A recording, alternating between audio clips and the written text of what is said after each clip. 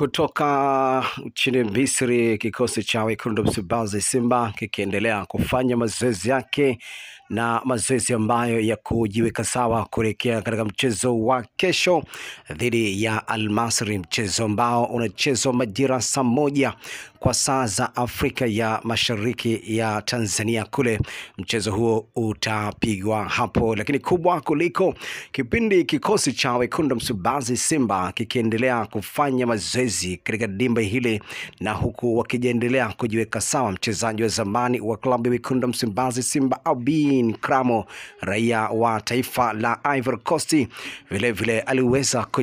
kujitokeza na kuja kushiriki na wachezaji ama kuja kutazama wachezaji ambao walio wa zamani aliyowahi kucheza nao. Mmoja kati ya wachezaji ambao walikuwa nao karibu zaidi ni Fabrice Luamba Ngoma, Shomari Kapombe, Mohamed Hussein Shabalala na wachezaji mwingine Ali Salim pia alikuwa ameambatana na mchezaji huyo, huku akiendelea kufanya mambo kwa mazuri zaidi kwenye kikosi hiko. Albin Kramo amefurahishwa sana na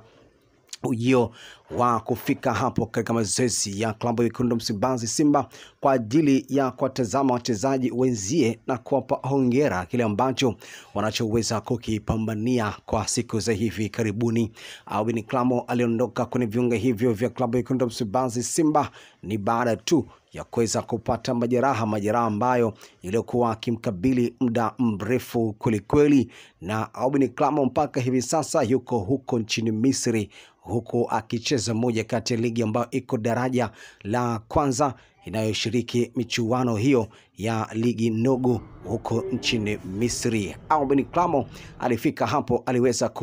aliweza kupokelewa na meneja mkuu Patrick Rimam kwa kikosi hiko cha wekundu Msimbazi Simba, lakini pia Albin Kramo alipata nafasi ya kwenda kuzungumza na kocha mkuu wa kikosi hiko cha wekundu Msimbazi Simba Fadlu Davis. Waliweza kuzungumza hapo mawili matatu muda mrefu kweli, na ndipo ambapo mazoezi yalipoweza kusitishwa na kupata nafasi ya kwenda kuzungumza na wachezaji wenzie ambao aliwahi kucheza nao. Hii ni Dayo Media na hapa tulikuwa tunakupitisha tu kwa haraka zaidi ni mchezo wa kombe la shirikisho barani Afrika ambapo Simba ataingia dimbani kesho kwenda kumkabili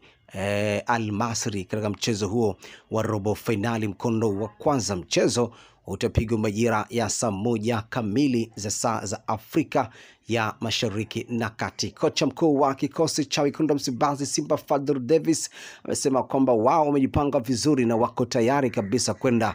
kufanya vizuri katika mchezo huo. Tunafahamu Afrika Al Masry ni moja kati ya timu ngumu kweli, hususan wakiwa wapo katika ardhi yao ya nyumbani. Al Masry au nchini Misri tunafahamu ni wagumu kweli, lakini kile ambacho sisi tulichoweza kujipanga ni kati ya vitu ambavyo ni bora zaidi kwenda kufanya matokeo mazuri katika mchezo huo. Hii ni Dayo Media na hapa tulikuwa tunakupitisha tu kwa haraka kwenye